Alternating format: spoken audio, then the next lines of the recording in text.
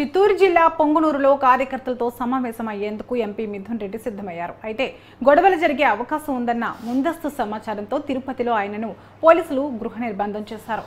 వారం రోజుల క్రితం పెద్దిరెడ్డిని పొంగునూరు వెళ్లకుండా టీడీపీ శ్రేణులు అడ్డుకున్నారు. తాజాగా చైర్మన్తో పాటు 13 మంది కౌన్సిలర్లు వైసీపీకి రాజీనామా చేసి టీడీపీలో చేరారు.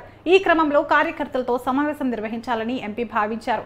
అందుకు సిద్ధమవుతుండగా పోలీసులు అడ్డుకున్నారు. మరోవైపు ఎంపీ మిథున్ రెడ్డి పొంగునూరు పర్యటనను అడ్డుకునేందుకు టీడీపీ జనసేన నేతలు సైతం సిద్ధమయ్యారు.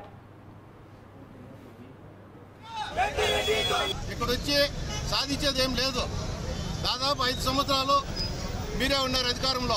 అప్పుడు చేయలేంది ఈ రోజు వచ్చి కొత్తగా మీరు చేసేది ఏమి ఉండదు.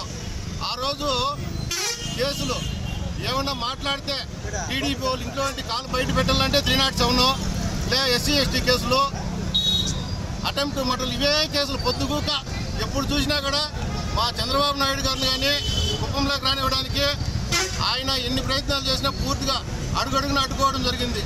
మా చల్లా బాబా నన్ను కావాల్సింటే అసలుకి బండిపైన రాళ్ళేసి సోములైతే ఏమి చదువు అయితే ఏమి చాలా చోట్ల చల్లా బాబురెడ్డి గారిని కానీ రానీకన్నా చాలా ఇబ్బంది పెట్టినారు. ఈరోజు మీరు ఏమి ఇక్కడ పారిపోతామని వస్తూ ఉన్నారు. మీరు కూడా కొంచెం ఆలోచించుకోవాలా. మేము గమ్మున ఉన్నా మా కార్యకర్తలు దెబ్బతినిండే వాళ్ళు, ఈ కేసులకు నలిగిన వాళ్ళు నెల పరారైపోయినారు ఊర్లో వదిలి. మేము ఊరుకున్నా వాళ్ళు ఊరుకోరు.